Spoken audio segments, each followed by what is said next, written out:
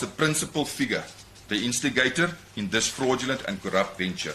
High-ranking officials may well have been involved, but their involvement appears to have followed upon the initiative of accused one.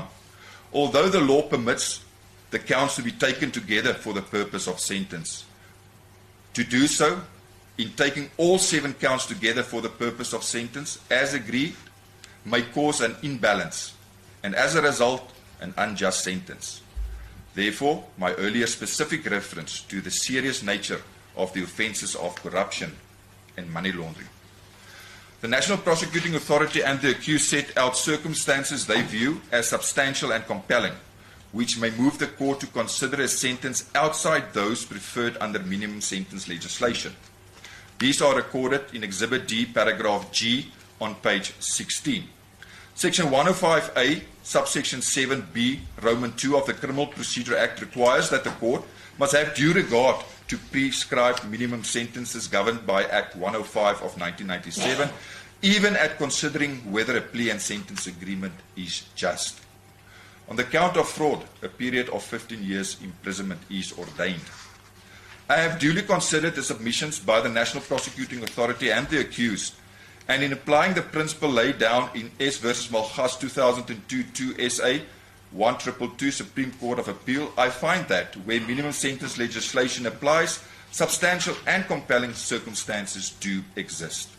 The record will reflect these circumstances as those referred to in Exhibit D. Though I have rejected accused one's willingness to assist the authorities as a sign of remorse, I do acknowledge the fact that accused one is cooperating in the ongoing investigation and agreed to participate and cooperate in future ventures by the National Prosecuting Authority to bring other alleged criminals to book. I am therefore satisfied that the prescribed minimum sentence relevant to count number 1, that of 15 years imprisonment, may be departed from.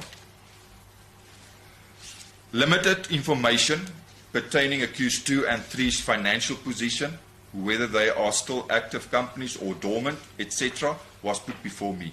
The court largely relied on the agreed sentence between the parties with due regard to the earlier mentioned factors and circumstances.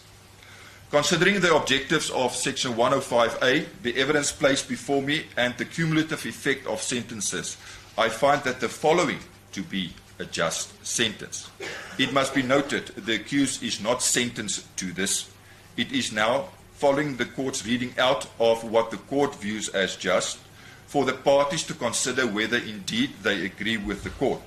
Should they agree with the court that this is a just sentence, the parties being the accused person, 1, 2, and 3, as well as the National Prosecuting Authority, the court will only then proceed to convict the accused and then hand down the sentence as the court viewed just. The sentence viewed as just by this court. Accused 1, count 1, that of fraud, 15 years imprisonment, of which 7 years are suspended for a period of 5 years on condition that 1. The accused does not commit the offence of fraud, theft, corruption in contravention of Section 3 or 4 of the Prevention and Combating of Corrupt Activities Act 12 of 2004, or money laundering in contravention of Section 4, 5, or 6 of the Prevention of Organised Crime Act 121 of 1998 during the period of suspension. The next condition, or the accused at any time upon the request of the state will depose of a statement or statements under oath and testify at all future criminal matters in which he is implicated directly or indirectly, or as the director of accused 2 or accused 3 during the period of suspension.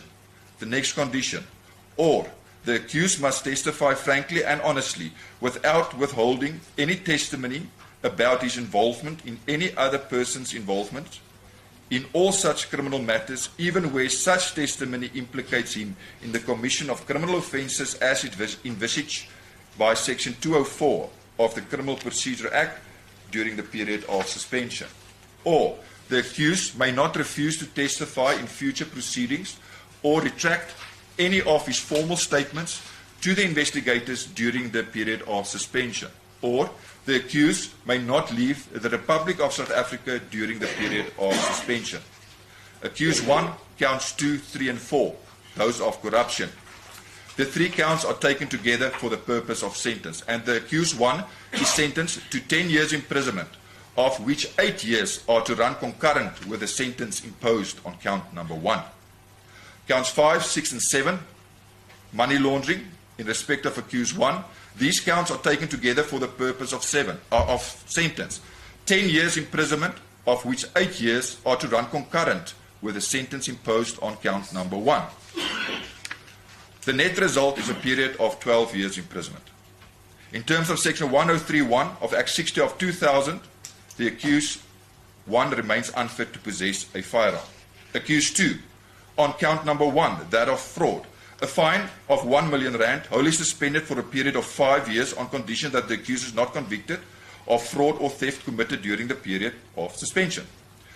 Accused 2, on count 2, 3, and 4, that of corruption. These counts are taken together for purpose of sentence. A fine of 500,000 rand, wholly suspended for a period of 5 years on condition that accused 2 is not convicted of corruption in contravention of section 3 or 4 of the Prevention of Combating of Corrupt Activities Act 12 of 2004, committed during the period of suspension.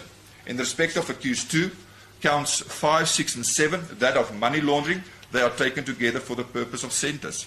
A fine of 500,000 rand, wholly suspended for a period of 5 years on condition that the accused is not convicted of money laundering in contravention of section 4, 5, or 6 of the Prevention of Organised Crime Act 121 of 1998, committed during the period of suspension. In respect of accused number 3, counts 2, 3, and 4 of corruption, it is taken together for the purposes of sentence, and accused 3 is fined to 500,000 rand, wholly suspended for a period of 5 years on condition that accused 3 is not convicted of corruption in contravention of section 3 or 4 of the Prevention of Combating of Corrupt Activities Act 12 of 2004, committed during the period of suspension. In respect of accused 3, counts 5, 6, and 7, that of money laundering, these counts are taken together for the purpose of sentence. Accused 3 is sentenced to a fine of 500,000 rand, wholly suspended for a period of 5 years on condition that the accused is not convicted of money laundering in contravention of section 4 or 5 or 6 of the Prevention of Organised Crime Act 121 of 1998, committed during the period of suspension. That is the sentence the court views just. The parties will now be handed each a copy of this sentence the court views just for them to consider. I will have a short adjournment. You can give me indication if you need more time to consider same, or whether you are in a position then today to have the matter finalized. There's the copy for the state and the copy for the defense. Shall we have, you will give me indication? Indeed, so Your Worship, obviously we'll seek to consult with the accused person in view of the sentence that the court has just read out. It's obviously not what was anticipated in terms of our agreement, so we will need an opportunity. I'm just not sure because the court indicated that it has another role, the court's availability to accommodate us, or if perhaps I take quick instructions now from the accused, whether we seek more time or will be able to deal with it or roll it over to another day for him to consider what has now been imposed. Can I just have a minute? Can I give you 30 minutes to consider this? And if you are instructed, ready with your instructions prior to the 30 minutes, you can just give me an indication, or I can come back to court. Escort, please. Thank you. Court adjourned.